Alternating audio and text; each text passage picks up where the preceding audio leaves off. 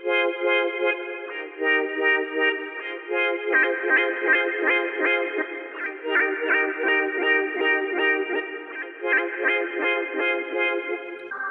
what's up guys? I want to show you how to make a synth using some bird sounds I recorded. I was up in Big Bear by the lake, got some pretty cool stuff walking around. Here are a few of the samples I got. Oh, solo it.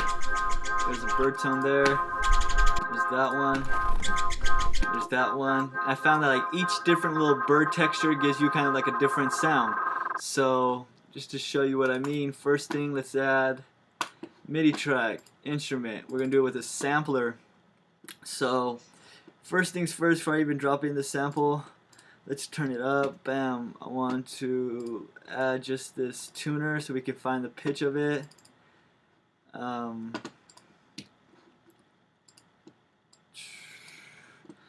I found that sometimes certain samples the tuner won't pick up on it unless it crosses like a volume threshold. So that's what I'm using the OTT for, just to help me help the tuner actually pick it up. So where we at here? We're here. Oh, we haven't even put in a sample yet. Bam. Which one are we gonna pick? Let's pick just this one. That's the one. Boom. That's the one. Throw it in. If I can throw this in here, I will. Throw it in. Bam. Where we at? Dude, here it is. This is where we're at. This is the sample. Play middle C. It's gonna give it to. It's gonna play the sample back with no modulation or anything. So there's that. What we're basically gonna do, and I didn't even invent this technique. I just want to show you guys how I use it, and hopefully you guys find some value in it. This is pretty much like a bootleg single cycle synth, kind of like Serum. So you basically grab your loop points and you're gonna want to drag them in super close. And the trick is to change the sustain mode to this loop one here, link them, and we're going to drag in. And we're going to start to get these quote-unquote single cycle waveforms out of our bird sound. So there's, let's put it, I like that one. Let's see, the tuner picking it up. What we'll do is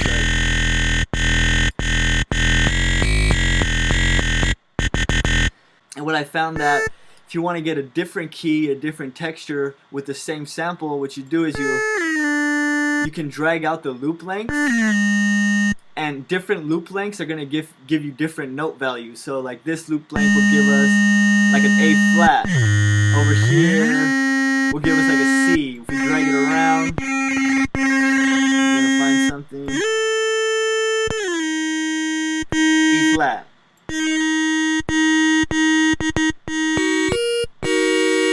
So this is pretty cool. Let's go with E flat, but if you can tell, it's not 100% E flat. So what you definitely want to do is come over here to the D tuner and kind of get it to where it goes E flat.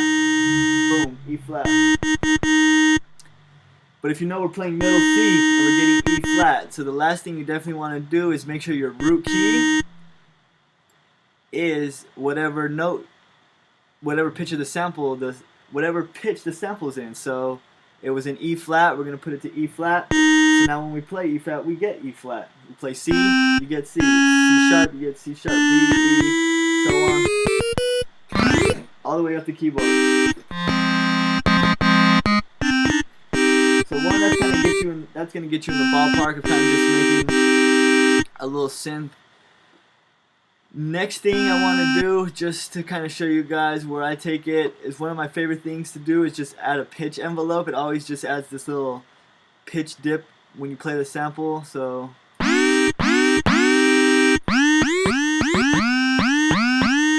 with it, without it, I really like pitching stuff, and it helps get rid of the click in the beginning, if you can tell. Dealing with super small samples, you're going to get clicks and pops and whatnot.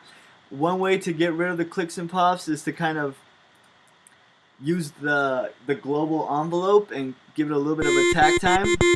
That'll get rid of it if you don't want to do anything with the pitch, but the pitch also will kind of add that little attack. You can mess with the attack to how long you want it to draw out. just a preference.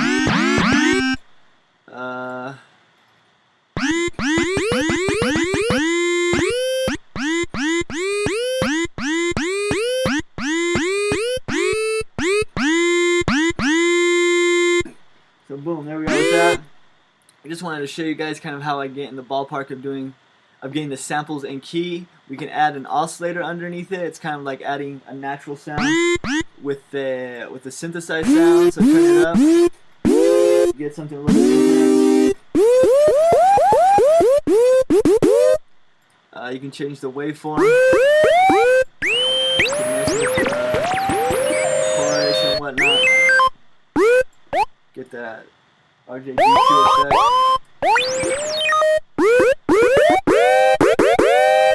That's the FM. AM sounds a little bit different. And each sound you can take and modulate differently. So boom, we've got our sample in key. But to save time, that's kind of where I got just to actually get the sample in key. And what I'm going to share with you guys is the one that I made.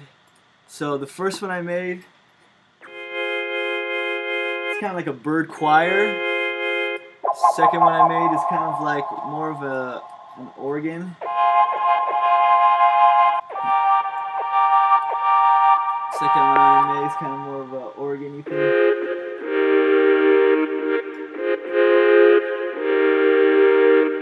It's got this grit control, adds like high end to it. Got the reverb, got the LFO.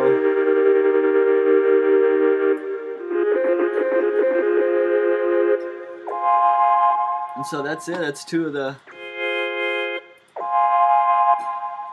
little textures I got from my bird recordings. I really hope you guys can use them. And just to show you in a musical context, I played them with some chords. Got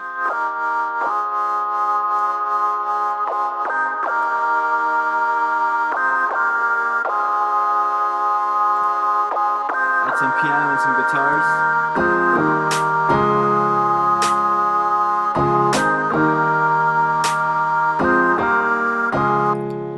Sound.